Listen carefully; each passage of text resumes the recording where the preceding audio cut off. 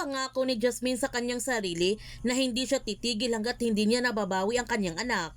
Hawak na ngayon ni Sandro ang kaso ni Max at ipinaalam naman sa kanya ni Pascual na nakuha niya ang address ni Max, kaya agad na nga nagtungo si Sandro doon upang mag-imbestiga. Kinagabihan pumunta si Lavender sa bahay ni Max upang makakuha siya ng sample mula kay Angel dahil may hinala siya na ito ang kanyang anak. Nagtagumpay naman si Lavender sa pagkuha niya sa suklay ni Angel, ngunit hindi siya makakalis kagad dahil dumating si Sandro nito at nagtago muna siya.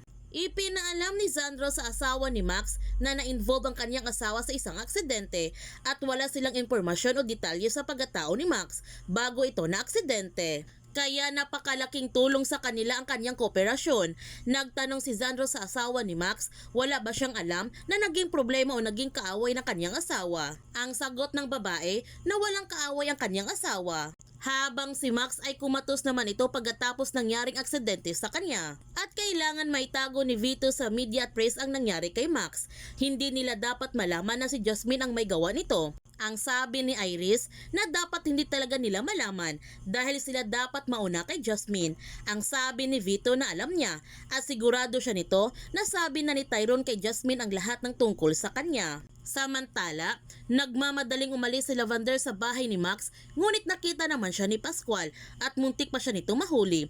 Buti na lamang nakataka siya kaagad bago dumating si Sandro sa kanilang kinaroonan.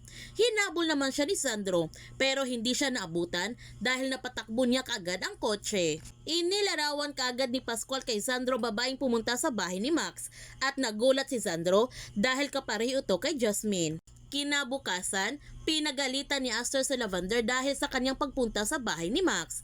Sinabi naman ni Lavender na nagawa na niya ang kailangan niyang gawin at ibinigay niya kay Aster ang suklay na nakuha niya at nagtanong siya nito kung may kakilala ba siya na gumagawa ng DNA test. Ang sagot ni Aster na may kakilala siya at mapapadali niya ang paglabas sa resulta.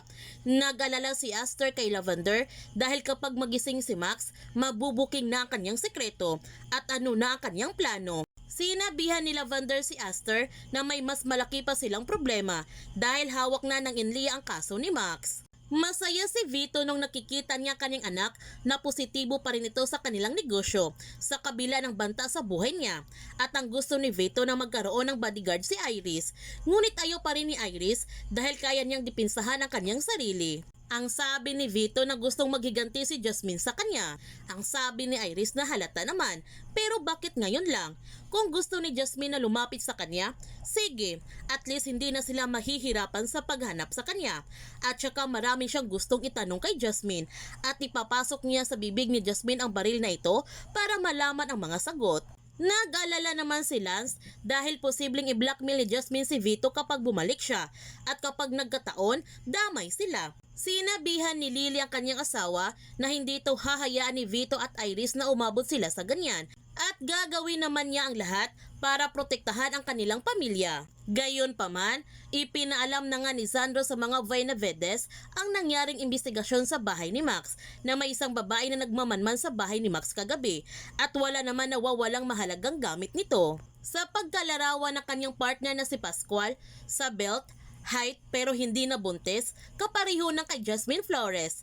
Ang sabi ni Iris, kung si Jasmine man ito, sana mahuli na niya. Narinig ni Lavender ang mga sinasabi ni Dahlia na panganib lamang ang kanyang dala dito, kaya nagpaalam na siya kay Aster na aalis na siya nito dahil ayaw niyang mapahamak si Aster sa gulong hinaharap niya ngayon.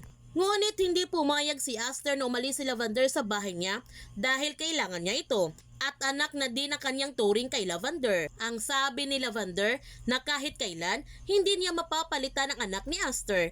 Ang sabi ni Aster na hindi rin pwedeng mapalitan ang anak niya ng kahit sino. Nandito sila para sa isa't isa. Si Angel na kayang anak ni Lavender, yan ang ating aabangan sa Lavender Fields. Kung bago ka pa channel ko, don't forget to like, subscribe, and click notification bell para palagi kang updated sa mga videos in-upload ko. Thank you for watching and God bless to everyone.